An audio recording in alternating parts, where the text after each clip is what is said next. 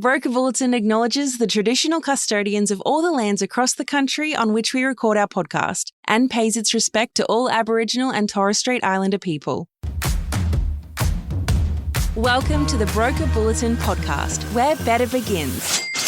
Join us as we chat with brokers about what's working for them, what drives them, and the real challenges and wins that matter most right now. Hello, everyone. Welcome back to a brand new episode of Broker Bulletin. I'm Grace Ormsby, coming to you live from Growth Summit. And wow, day one of Growth Summit. We're halfway through. Day one, and what a start. It's been pretty incredible. I don't want to say it's a buzzword because it's not a buzzword. We're beyond it being a buzzword, but AI is a very, very big topic to be talking about at the moment. And really, how do we go about embracing AI? So fresh off her presentation to the whole of Growth Summit today on staying ahead and navigating safely, Kim Seeling Smith, welcome to the show. Thank you, Grace. I'm so excited to be here. Wow, what energy at the Growth Summit. This is just such a fantastic event, and I'm so impressed that you guys were able to get so many people here after the reschedule because of the cyclone. So it's just amazing. And the energy is just palpable. You can feel it. You can feel the electricity. It just shows, I think, how important in-person Yes, absolutely. I think it's not a contradiction, but I think a lot of people are worried that with the advent of AI, that they're going to lose that personal touch. But Kim, I feel like the opposite is almost true. Oh, I couldn't agree with you more, Grace. The opposite is true. I like to say it's not humans or AI. It's humans with AI. Yes, AI has some challenges. There are some big issues that we need to solve, without a doubt. There are some questions that we need to ask ourselves that we're not even entertaining yet. But that's kind of the dark side, or the more challenging side. I like to look at the opportunity that AI gives us. And AI gives us an opportunity to actually be more human, because AI is automating the dull, dirty, and dangerous tasks that we do. Now, mortgage brokers probably don't do any dirty or dangerous tasks, but I would imagine that they do some dull tasks from time to time. And how great will it be when they can use technology, use AI to free up their time to service their clients better, to spend more time with their clients, either in person or on the phone, to write better updates and to keep in touch more. You can use that technology to be more human. I completely agree. I don't want to rehash, Kim, everything that you just talked about in that incredible session. 60 minutes to all those brokers in the audience that were just sitting there like, oh my goodness. As words. Yes. But can I get you, for those that maybe weren't listening along, or as a recap for people who are now listening at home after they've been at the Growth Summit, just some of the main concepts that you talk through? Because I'm a firm believer that you have to hear something more than once sometimes to become comfortable with that. And I feel like AI is very much on that. A lot of people do still think it's quite scary, or those that maybe are seeing it as more of an opportunity, they're not sure what that opportunity is. No, absolutely. People range from really throwing themselves into it and playing with every single tool that comes around, every single tool that they can get their hands on, and to people who, maybe they want to start playing with these AI tools, but they don't know where to start, or they're afraid. They're afraid that they're going to break something. They're afraid that they're going to put something out there that is now out for all the world to see. And that's not really how AI works. Data security is an issue, and we can talk about that, but that's not really how it works. But I'm calling 2025 the year of acceleration. Things are going so fast in the world of AI that I had to completely redo a lot of the demos that I did on stage. So 60 minutes, about 40 minutes of that were demos. We're just demoing tool after tool after tool, how to use these tools, what the mortgage brokers can do with these tools. And I had to redo a lot because the technology had changed so significantly in just 3 weeks. It's moving so very quickly. Is it okay if I drop a truth bomb on our listeners? Please do. Okay. All right. Let's buckle in. Buckle in. We're ready to go. Absolutely. So the truth bomb is that we're seeing the market develop into haves versus have-nots. And I'm talking about individual contributors who hold jobs, and I'm talking about business owners. Those who have the willingness and the ability to embrace AI, to understand how to use not all of the technology, because you can't, there's just so much out there, but to understand which technology will help them do their jobs better, will help them serve their clients better. Those who step into it will be in fierce demand. And those who don't may start to find themselves irrelevant. And that's a tough truth to swallow. But this is where the market's going. AI is not going to replace you.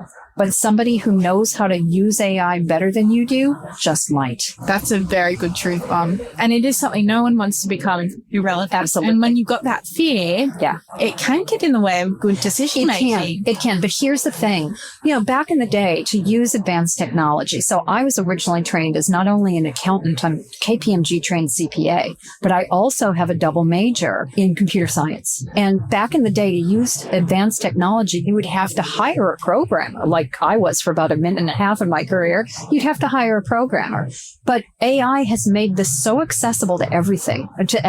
It's called natural language processing because you can talk to it. And I did from Sage. You saw me. I was talking to ChatGPT. You can talk to AI. You can interact with it as a virtual assistant, a truly virtual assistant. So there are no barriers to entry, and there's really no excuse not to start playing around with it. And there are tons and tons and tons of free courses, of courses that you pay for, of YouTube videos. There's TikTok videos. There's an endless supply of information out there to help you get started. So just give it a go.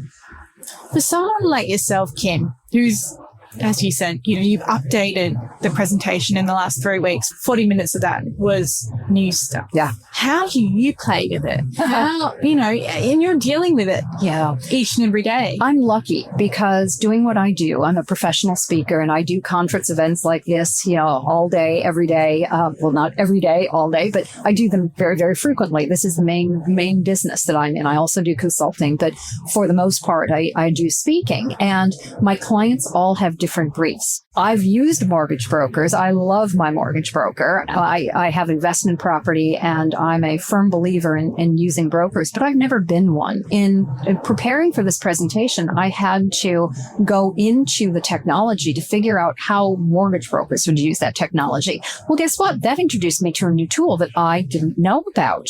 And so that's how I learn. I learn because my clients have needs that I have to fulfill, and then I educate myself on it. There are two other resources that I want to give you that can help people keep up to date. One is a paid for newsletter, which it's a fairly expensive newsletter, but worth every single cent. It's called The Memo by a gentleman by the name of Dr. Alan Thompson, Brisbane based. He's one of the world's foremost authorities on AI, and he keeps me up to date on really the high level stuff.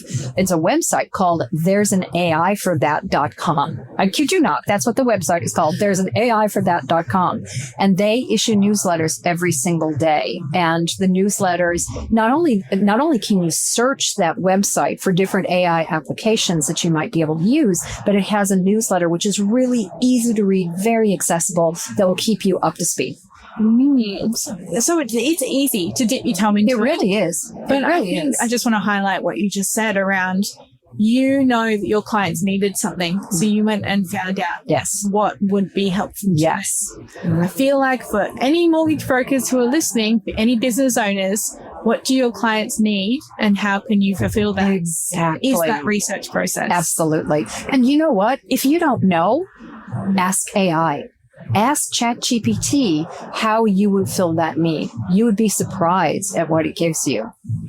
ChatGPT is one of those things where now it's entered common lexicon. It's like the new Google. Yep. We all know what ChatGPT is. We all know in some way what it is used for. There's a few people that probably still haven't tried it yet. Speaking of that, is that the gold standard at this point? Are there others that are coming? What is your perspective on all of that? Yeah. And then, is there any that you can recommend people do just go out and try? Yeah, absolutely. Absolutely. So there are now hundreds, if not thousands, of large language models like ChatGPT. So the most commonly used ones are ChatGPT, Gemini, which is a Google product, Llama, which is a Meta or Facebook product, Grok, which is an X or Twitter product. And there's another one, a standalone product called Claude, which is developed by a company called Anthropic.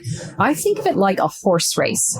So, the Melbourne Cup is about to run and the gates are closed and the horses are behind the gates and they're ready to run and the gates open and they run. And, one horse takes the lead and then the other comes up and then the other comes up and that first horse comes back. That's kind of how LLMs are now at the moment, is at any given point in time, your favorite LLM will be surpassed in functionality by another for a specific task. And you cannot keep up with everything. So my advice is choose one or two. My go-to, I have 3 of them. ChatGPT, and that's probably, definitely the one that I use the most of because I've been using it the longest, and it has a memory and it remembers things about me. I had it introduce me. It was my MC today and I didn't script it. It remembers things about me and it put together an MC script and introduced me. So I use that probably the most, but I also use Claude. I find Claude very, very good for writing, although ChatGPT is now coming up ahead for writing. Its writing capabilities getting better. And the other one that I use is Gemini because it's attached to Google. And I find that just really easy because we also use Google all the time. I use Google Sheets. In fact, one of the demos was putting together an analysis of, very simple analysis of 2 mortgage products and doing a customer brief. So that was done on Gemini. So those are probably my 3 go-to.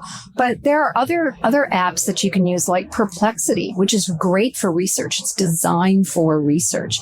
And what I like about Perplexity is that you can ask it a question. It can give you a very, very quick answer, but it cites its sources. So it's not prone to hallucination, the old hallucination. Old hallucination, yes. I'm sure a few of us out there have been a victim. Absolutely, yes. And that's actually really important to be bringing up anyway. The fact that while this information is all there, sometimes there are some shortcuts just in the way that it works. Yeah. Yeah. Well, you have to think about LLMs as a giant predictive text model. So you're on your phone, you're typing on your phone, and you type something, and it will suggest, the next word for you. It's based on people's usage, like common phrases. The one that I demonstrated was the cat in the, and it came up with hat.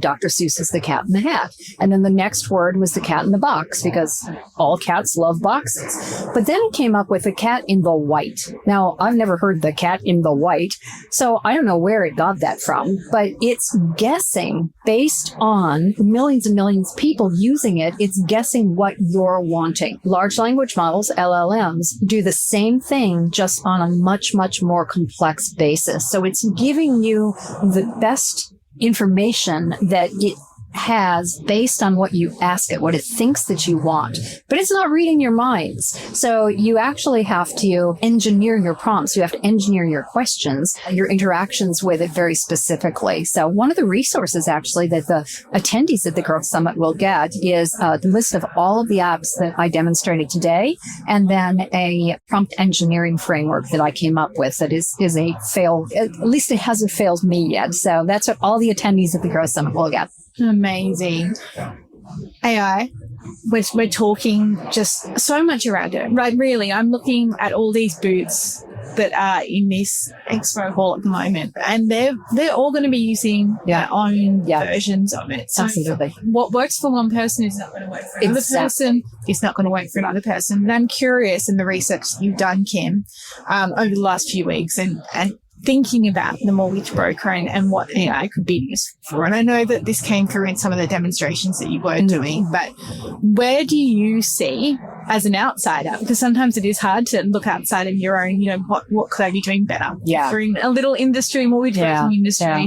What have you gone, maybe mortgage brokers could do this better, or there is a real opportunity from some of the technology that's available now for them to be out doing certain things. At their heart, mortgage brokers are salespeople. right? They're in business development. They're acquiring clients all the time and servicing clients all the time. And different clients have different needs. And it's really difficult, especially for small businesses. And I know some of the branded loan market brokers and some of the non-brand brokers, they're small businesses. They don't have huge marketing teams, but they can use AI to customize their marketing messages to specific clients. For instance, and one of the demos was HeyGen, your video avatar. It can be your voice speaking in Chinese, let's say. So you can reach your Chinese clients, or you can reach people who don't have English as their first language. So not only can you write in a different style, you can actually talk to them using your voice in their native language, which will be 100% accurate. So the potential, especially for small businesses, to harness the power of this technology and reach their clients where their clients are, I think that that's the best opportunity for brokers. And that, even in my head, is just opening up a realm of possibilities that people wouldn't even really think about, if they don't take that time to step outside of their own business and go, what could I do to grow this, to make it better? Where are some of the channels that I may be missing? And because taking that one step further, you've even got it, as we said, the efficiency piece and taking away those dull and tedious tasks as well. You really can set it up to set and forget. Yes. Even those things that you're not quite sure what you're doing, but those marketing pieces, do something else. Especially as AI agents come online. Now we're in the infancy, and I've made a joke about how LLMs are so 2024. And it's really true. I mean, the agentic AI, using AI agents. So an AI agent will replicate what you do. The demonstration that I did was to book a table at the restaurant, one of the restaurants in the Star. So you can set and forget, as you said. It can go out and look for a reservation, and then, when it needs your credit card, it will come back. Now, do I give it my credit card? No, I do not. But I get as far as having it do the research for me instead of me going on to different, reservation sites or, menu log or whatever to look for table, reservations for dinner or airplane tickets or things like that. You can have the agents do that. We are in our infancy in terms of AI agents. By the end of the year, everybody will be using AI agents to automate so much. And as they come online, you can set up a lot of tasks to run in the background, and you can set and forget. And again, it's all about freeing you up to do what you want to do, what you are made to do, which is service your clients, acquire more clients and service your clients. That's really what it's all about. Set and forget sounds absolutely amazing, Kim. But one thing that you brought up very early on that I do want to come back around to, because it is a very important piece about this, is around that data privacy. Yes, absolutely. And being cyber safe and secure. What are your thoughts on where we are at in 2025? It's a big issue. It's a big issue. So I would encourage everybody, as they play with some of these tools, there is undoubtedly a setting somewhere, even on LinkedIn, because unless you tick this box on LinkedIn is developing its own AI model, and anything that you put on LinkedIn is fair game for training future models. So you want to go into every single software program that you use and set it to ring fence your data. So to keep it private, to make sure that it's not being used to train future models, everything that you use, look for that setting. And if you can't find it, ask ChatGPT where it is, because it can tell you. Amazing. So my last question to you before we kind of wrap this up is, we've already talked around how people can just have a try and play with everything, but that in itself is hard to prioritize the time to do that. How much time do you think it needs for someone to get curious about AI and the potential around AI? Not much, in all honesty, because it is such an accessible technology. What I would do, if you're really time poor, and who isn't time poor these days, what I would do is to take a break in your daily work life. If you want to, go get a cup and sit down with your cup of tea and spend 5 minutes putting things into ChatGPT or checking out a new model like Perplexity or Operator, which is their OpenAI agent. Take a break and just spend 5 minutes playing around with it. You may find yourself a half an hour later looking up because you've gone down that rabbit hole. The other thing that you can do is to, as things are kind of running in the background, if you're waiting for something, if you're on hold, let's say you have to call Telstra. You're on hold for 45 minutes. AI can't do that for us yet. I'm sure it could. Not yet. Not yet. But yes, it will soon be able to do that, I'm sure. God willing. Crazy. Kim, before I do let you go, Broker Bulletin is all about getting those 1%ers that you could do every day to help them improve. Yes. What is one thing that you do without fail every day that you think has been a game changer for your career, your life? Oh, it can be anything. Wow. Okay. So not AI related. Maybe it is, but maybe it's not. I would say the thing that I do without fail every single day is exercise in some way, shape, or form, because it clears my mind. And doing what I do, my mind is my most important. And with mortgage brokers as well, it's their minds. It's their being able to identify risks of clients and things like that. So you want to do what you can do to keep your mind happy and healthy. And for me, it's exercising. And it's usually taking my dog Bindi for a walk or taking a bike ride around my neighborhood. I live up in Townsville, actually. In fact, I live on an acreage property south of Townsville. So I've got some incredible scenery to look at. So that's what I do every day to keep myself sharp. Kim, my biggest takeaways from what you talked about today, apart from, taking that balance and exercise, exercising coexists with things like AI and human relationships, but really it is just have a go. Yeah. Experiment with it, have fun with it, see what it can do for you. And then number 2 is just really to make sure that you are ring fencing that data. Yes, absolutely. Cannot stress the importance of that. Absolutely. We could be talking about AI all day. Yes. Unfortunately, we've only got 20 minutes to do so, but thank you so much for presenting to all our brokers today and then taking some extra time to talk through this with me as well. It was my absolute pleasure. Thank you for your time. To everyone who is listening, we hope you have enjoyed this episode. Please reach out if you have any topic ideas for an upcoming episode, podcast@lmg.broker. Until next time, bye-bye. Thanks for tuning in to Broker Bulletin. We would hate for you to miss an episode. Subscribe to Broker Bulletin in your favourite podcast app. Has this episode been helpful?